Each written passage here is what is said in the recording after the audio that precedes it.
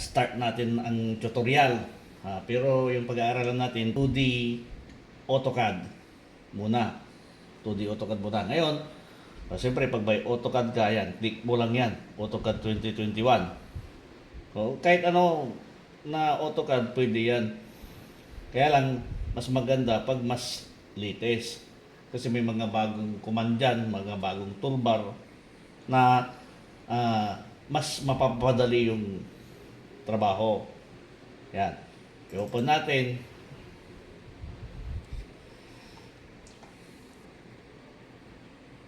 Yan. New. Yan. Kaya lang ito, hindi ako sanay dito na sa paggamit. Ito yung sa 3D modeling, mayroon din 3D basic. Yan. Pwede rin drafting annotation. Yan. Oh. Pero hindi ako sanay dito. Kaya papalitan ko, gawin kong AutoCAD standard. Sa AutoCAD standard, isi-switch ko sa AutoCAD standard. Kaya ang command, ribbon close. Yan. Yan, nawala. Pero pwede mo siyang ibalik. Kung ibalik mo siya, click mo lang dito. Yun. Yung workspace switching. Yan. Yan. I-ribbon close ko ulit. Ibig sabihin, pwede mo siyang ibalik pag ito yung sanay mo. Kaya lang, hindi ako sanay dyan. Kaya, i-close ko, switch ko siya sa AutoCAD standard. Ribbon close. Yun. Tapos, pangalawang command, menu bar. Yan. Tapos, 0 siya. Lagay ko sa 1. May lalabas dyan. Yun. Labas na yung file, edit, views, insert format. Tapos na. Kanina wala yan. Ngayon, sa toolbars tayo, mag-open tayo ng isa. Toolbars. Yan. Mag-open tayo ng isa. Kunyari, layers. Yan. Tapos, right-click. Yan. Piliin mo na lang yung mga gusto mong gamitin. Sa akin, andyan ang ref edit. Yan. Iayos ko.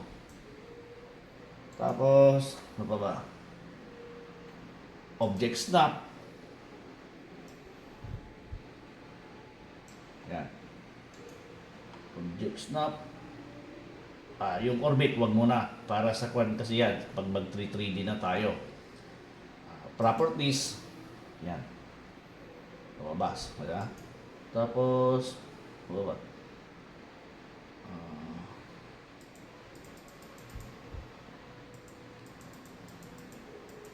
Yung viewports, hindi ko ginagamit yan kasi siyempre lilit yung yung Windows ng CAD.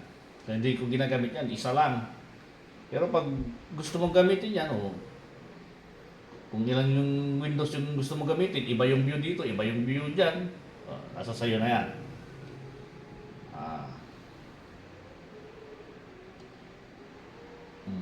Modify. Modify. Baka sakaling magamit. Tapos, draw order. Yan. Kailangan ko yan. Draw order. Importante sa akin yan. Draw order. Draw. Pag mag-draw tayo, ito yung draw.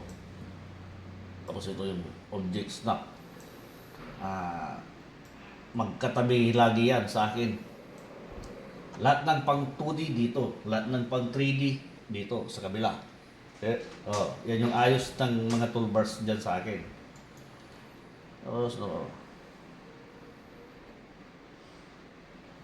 Dimensions, kailangan natin yan.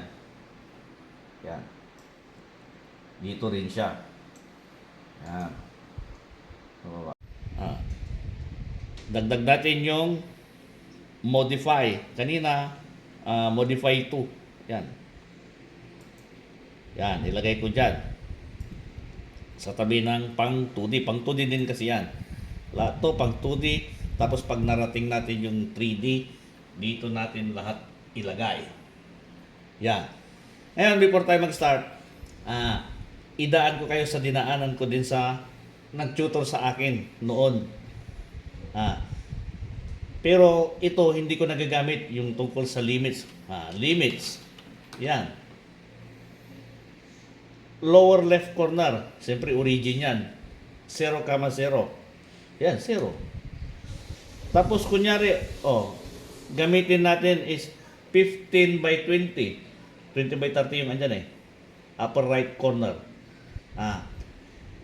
15 by 20. Ibig sabihin, 15 tapos 20. XY. XY. Pag tatlo yan, Z. Yung nasa dulo. Coordinates kasi yan. Ito yung parang sa quadrant. Di ba sa mathematics, quadrant. Yan yung positive, positive. Lahat dyan, positive, di ba? Tapos, pag baba dito, positive, negative. Huwag natin pag-usapan na yun. Basta importante, itong tungkol sa limits. 15, 20. Yan. Ang ibig sabihin yan, pag nag-limits ka, doon ka lang sa loob ng 15 by 20 na area. Diyan. Pag mag-PL ka, diyan lang sa loob. Pag lumabas ka, i-click ko muna, baka naka-off or naka-on. Yun. Naka-on na siya. Yan. Hindi ka makadrawing sa labas. Sa loob lang yan, First point, second point. Pero sa labas, hindi ka makaklik. Kasi naka-limit siya. Kung ano yung area, yung dimension dyan na binigay mo, yung kagaya ng 15 by 20, dyan ka lang sa loob makakadrawing. Ngayon, pag in-off mo yan, limits, yan on or off. Off mo siya, makakadrawing ka na sa labas. PL, dyan, tapos dito, yun. Nakadrawing ka na sa labas. Pero pag limits, tapos in-on mo, polyline ka, click mo dyan sa loob, tapos click mo sa labas, wala. Yan, Kahit anong gawin kong click, hindi magkakadrawing. Yan, limits. I-F7 natin. Yan. Yan, yung tungkol sa mag-grid. Yan. Yung 15 by 20 dyan ka lang makakadrawing. Ito yung 15 by 20, click natin sa origins. 0, 0. Yan. Yan yung origin. Tapos, ang kuha natin kanina is 15. 15. Yun. Tapos, sa taas, i-ortho natin. Pag ortho, F8. Pindot mo lang yung F8 sa keyboard. Pag vertical yan, hindi mo yan magdadiagonal or incline. Yan. Vertical lang siya. Kumbaga, T-square tapos triangle. Horizontal, vertical. Ayan, diba? Nag-horizontal tapos vertical. Yan. 20. Hanggang dyan ka lang sa 20. Yan. Pag dagdagan ko yan, wala. Kahit i-click ko dyan sa taas, wala, Yan. Ibig sabihin, 15, tapos balik ko sa close ko yung polyline, dyan ka lang makakadrawing. Hindi ka makakadrawing sa labas. Yan, kahit anong click ko, naririnig nyo siguro yung mouse. Pero pagdating sa loob, makakadrawing ka. Yan, okay. Tapos, kunyari, gusto mong gumamit ng blip mode. Yung blip mode na to, doon sa lumang CAD, blip mode lang siya. Pero sa bago, AutoCAD 2021, dot blip mode. Ito yung tungkol sa blip mode. Dot blip mode. Yan. Mali spelling. Yan. Dot blip mode. Click ko siya. Yun. I-on natin siya. On. Yan. Ito yung tungkol sa blip mode. Kunyari, gusto kong markahan yan na i-click-click lang. Yan, May dot siya. Bawat kiniklik ko, may tanda, yan o. Pero pag pinan ko, mawawala. Yan. O, pero hindi ko nagagamit yan. Kaya, i-off natin. That blip mode. Yan. I-off natin. Off. Yun. Wala na yun. O, kahit click ko dyan, wala na. O. Yan. Ngayon naman, una, limits, tapos blip mode. Ngayon, sa pang-isometric tayo. Ito yon. Snap style is standard isometric. Doon tayo sa isometric. Ngayon, nasa standard tayo. Ngayon, lipat natin sa isometric. Yan. Tapos, anong sabi? Snap daw, specify vertical spacing, 0.5. Yan. 0.5 eh. 0.5 sa vertical, 0.5 din sa horizontal. Yan. Pero yan na yun, yung tungkol sa isometric. Polyline, gawa tayo ng polyline yan o. Yan, nag-i-snap siya at every 0.5. Ngayon, alisin natin. F9 mo lang mawawala. Yan. Tapos, kung gusto mong dadaan sa isometric, 30 by 60, parang dumaan sa triangle na 30 by 60, ito yun, F8 mo siya. Yan, o. Yan. Pag mag-change direction ka, Control E. Yan, o. O. Control E. Pag vertical na ito, o vertical kanina dyan, di ba? O, yan, o. O. Dyan din. Tignan nyo, yung mga lines ng grid. Control E, yan. O, dyan siya. O, pero, kahit huwag mo nang i-control E, pag dumaan dyan, o yan, o. Dinaan mo dyan. O, pag dinaan mo dyan, o. Yan, o. Nawala sa limits kasi. I-off muna natin yung limits. Limits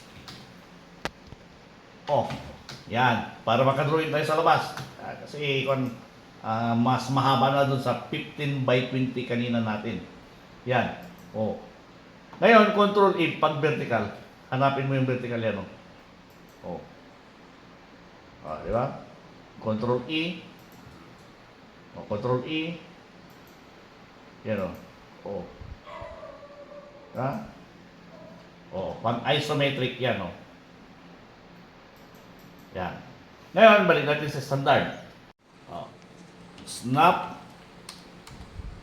style standard tayo. S. Yan o. Ayan. Yun. Tapos, specify snap spacing or, ayan, 0.5. Yun. Bumalik na. Vertical, horizontal na siya. Yan. Tapos, naka-off na yung limits. Kaya, pwede na akong mag-drawing kahit sobra doon sa binigay kong limits. Diba? O, yan yun.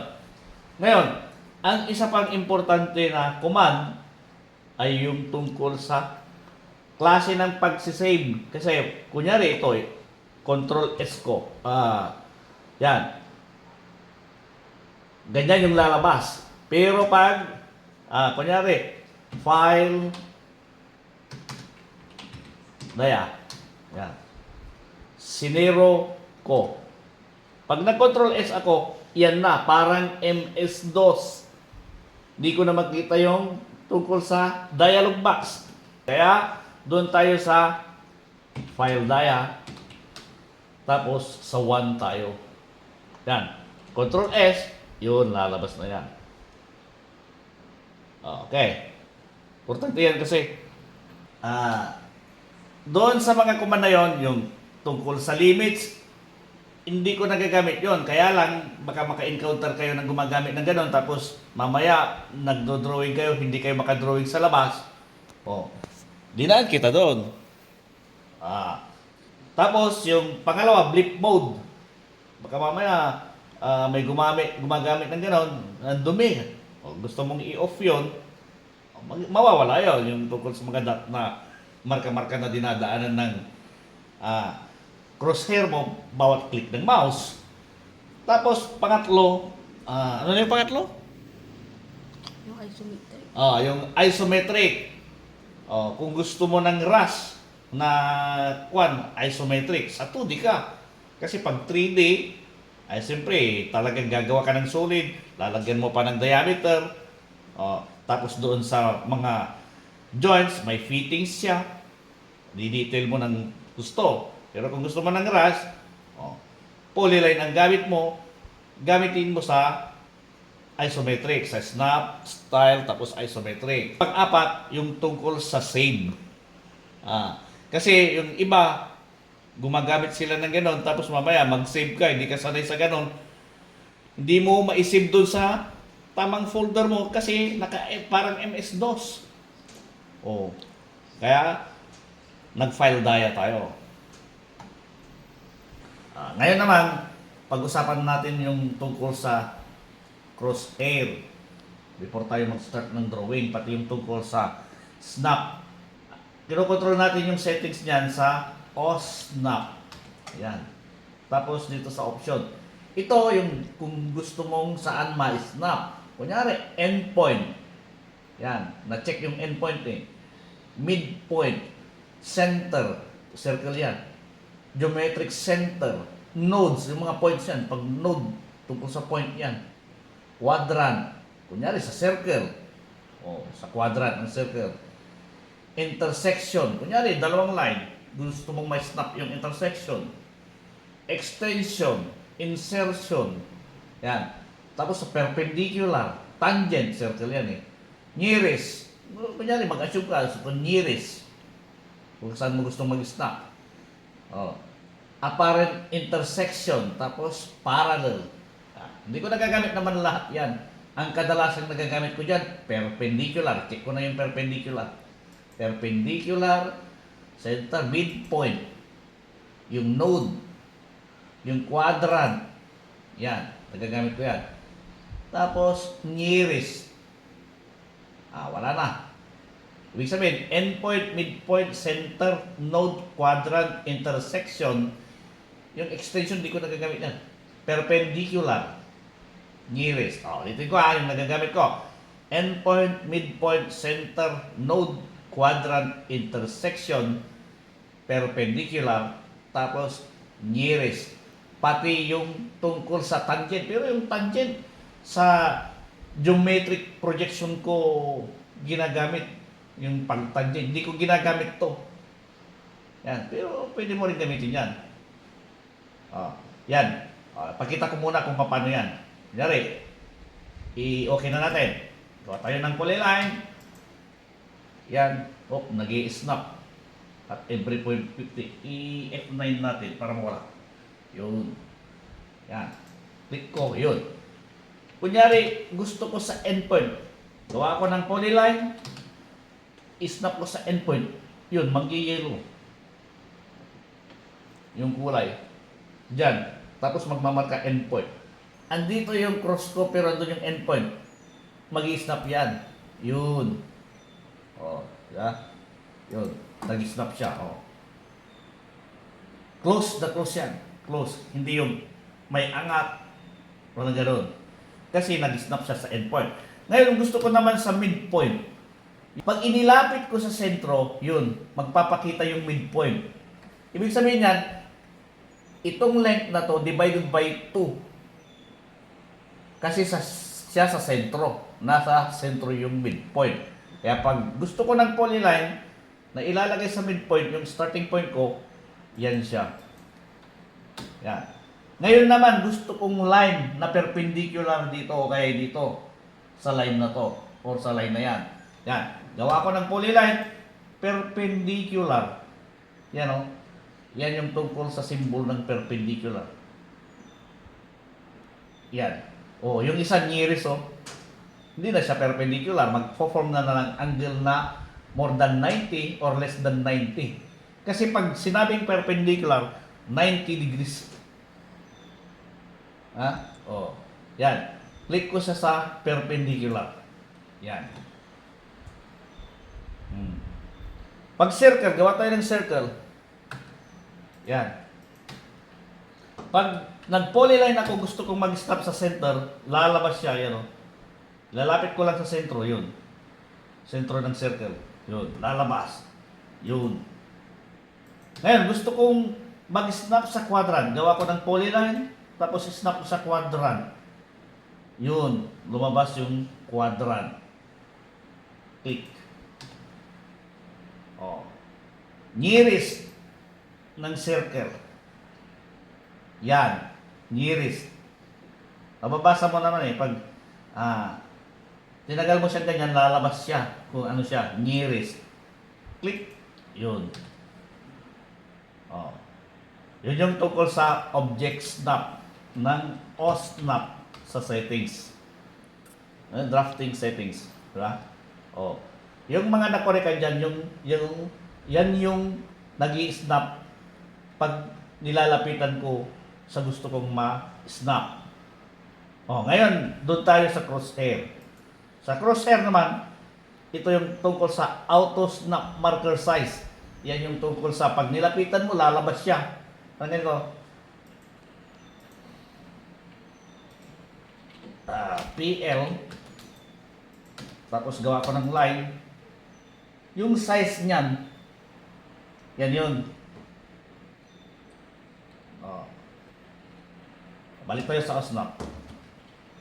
OSNAP. Yan.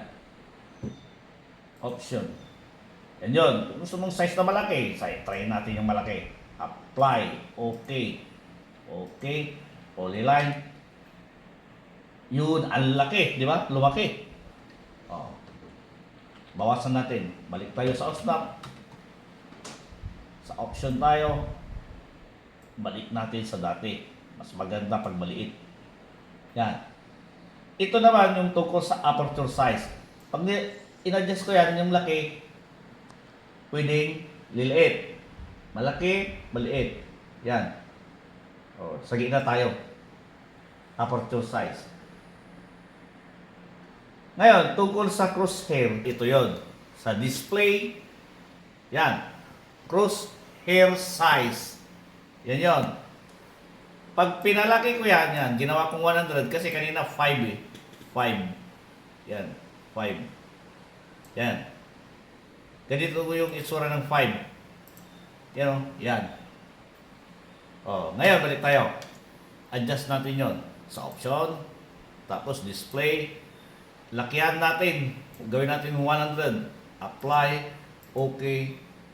Okay. Yun. Yan na yun. Yan. O, balik ko sa dati.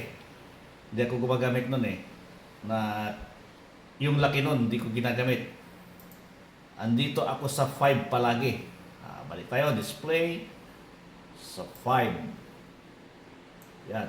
Apply. Okay. Yan. Balik na sa dati yan. Balik na siya. Kanina, mahaba. Balik ulit tayo. Isa pa na importante dito bago tayo mag-start ng drawing. Sa selection. Option. Tapos sa selection. Yung tungkol sa pick box. Yan, pick box. Pick box size. Pag pinalaki mo, lalaki din. O, yung tungkol sa pick box, ito yun Yan.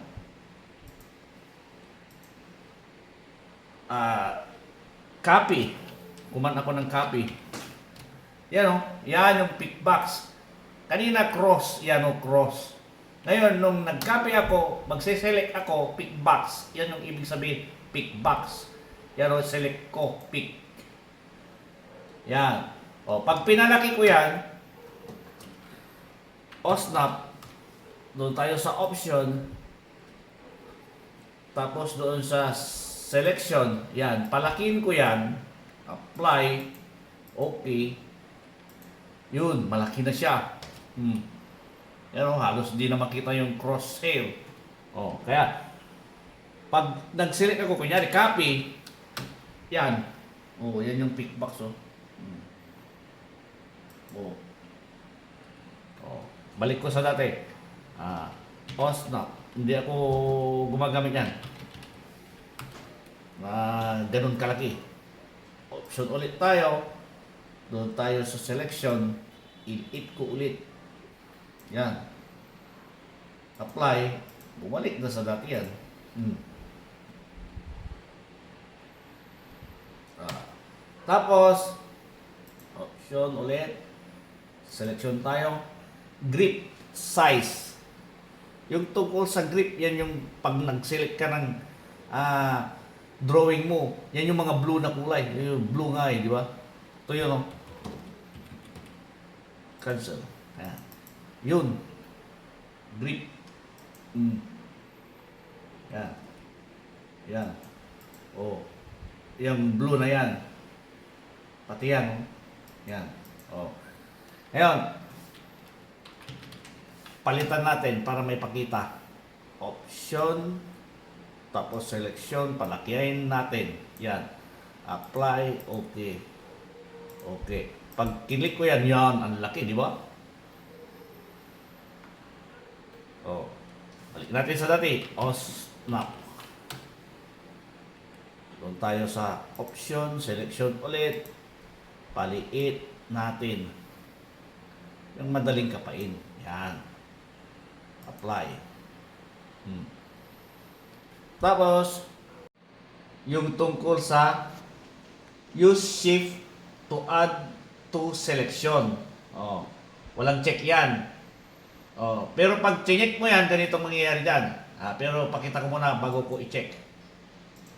Kunyari, dagdagan natin yung polyline.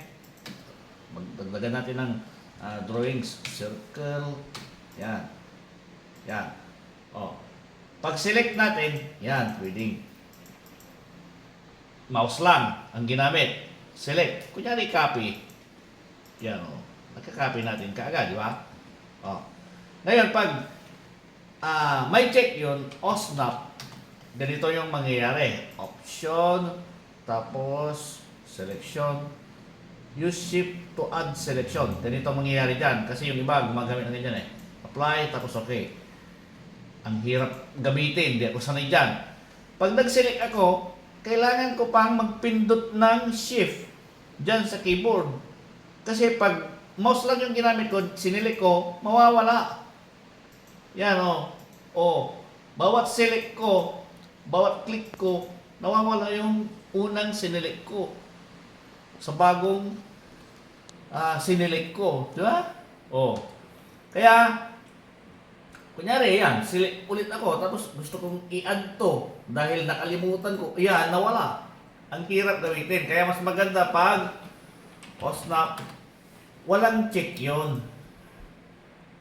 Alisin natin, selection. Kasi yung iba gumagamit yan eh.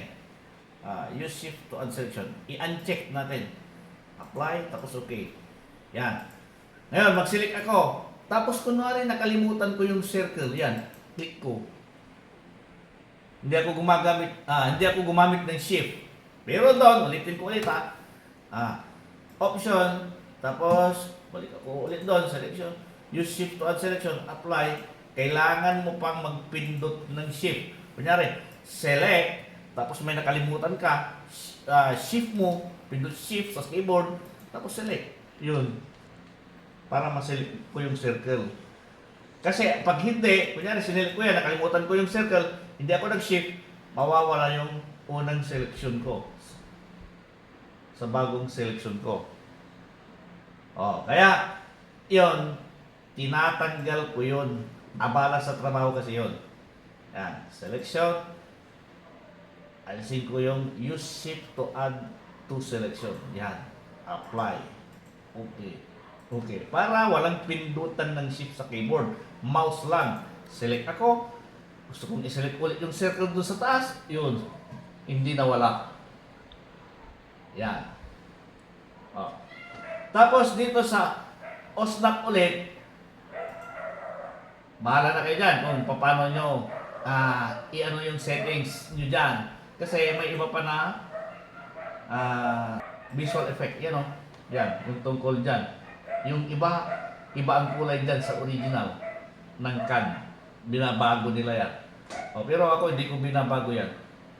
Ganyan na yan. Pag nagawa mo yung magmula una hanggang sa dulo ng discussion ko, yan. Pwede ka nang mag-start ng drawing.